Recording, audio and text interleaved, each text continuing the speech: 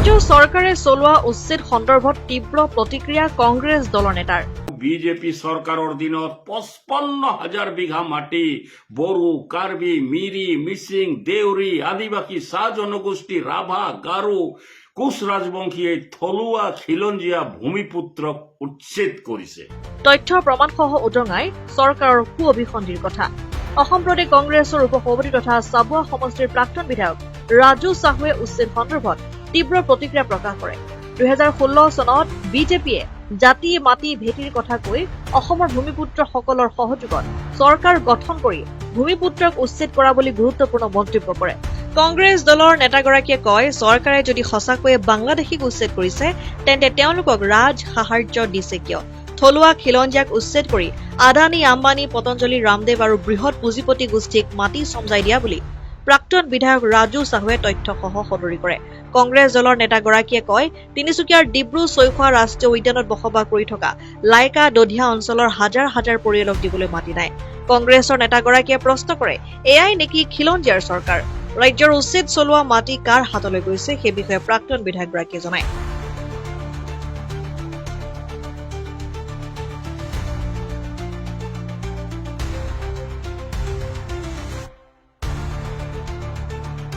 নমস্কাৰ। 2016 চনত বিজেপিয়ে জাতি মাটি ভেটিৰ কথা কৈ অসমৰ থলুৱা খিলঞ্জীয়া ভূমিপুত্ৰসকলৰ সহযোগত চৰকাৰ প্ৰতিষ্ঠা কৰিছিল। এতিয়া আমি দেখিছো বিজেপি চৰকাৰৰ দিনত 55,000 বিঘা মাটি বড়ো, কাৰ্বি, মিৰি, মিচিং, দেউৰী, আদিবাসী, শাহ জনগোষ্ঠী, ৰাভা, গাৰো, কোচ ৰাজবংশী এই থলুৱা খিলঞ্জীয়া ভূমিপুত্ৰক উচ্ছেদ কৰিছে। ইয়াৰ ভিতৰত 6,000 বিঘা মাটিতহে সংখ্যালঘু মুছলমান মানুহ আছিল। আমি দেখিছো বিজেপি চৰকাৰে টিভি বা বাতৰিত এনেকুৱা প্ৰচাৰ কৰে, এই সকলোবিলাক বাংলাদেশী সন্দেহযুক্ত নাগৰিক বোলে। উল্লেখযোগ্য যে 55,000 বিঘা মাটিৰ 48,000 বিঘা মাটি ট্ৰাইবেল বেল্ট এণ্ড ব্লকৰ 8 অনুসূচী অঞ্চলৰ মাটি। এই বিজেপি চৰকাৰে সঁচাকে বাংলাদেশীক উচ্ছেদ কৰিছে, তেন্তে তেওঁলোকক ৰাজ সাহায্য কিয় দিছে? ধৰি বাংলাদেশত পঠালেই হ'ল। এই ফাঁকিবাজি বিজেপি চৰকাৰে থলুৱা খিলঞ্জীয়াই বংশানুক্ৰমে দখলত থকা মাটি উচ্ছেদ কৰি আদানী, আম্বানী, পতঞ্জলি, ৰামদেৱ আৰু বৃহৎ পুঁজিপতি গোষ্ঠীক চমজাই দিছে।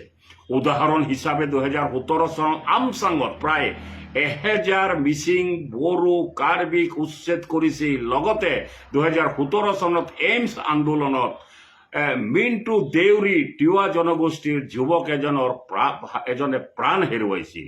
এই আদানী, আম্বানী, ৰামদেৱ বৃহৎ কৰ্পৰেট গোষ্ঠীক দিবলৈ মাটি আছে, কিন্তু তিনিচুকীয়া ডিব্ৰু-চৈখোৱা ৰাষ্ট্ৰীয় উদ্যানত বসবাস কৰি থকা লাইকা দধিয়া অঞ্চলৰ হাজাৰ হাজাৰ পৰিয়ালক দিবলৈ মাটি নাই।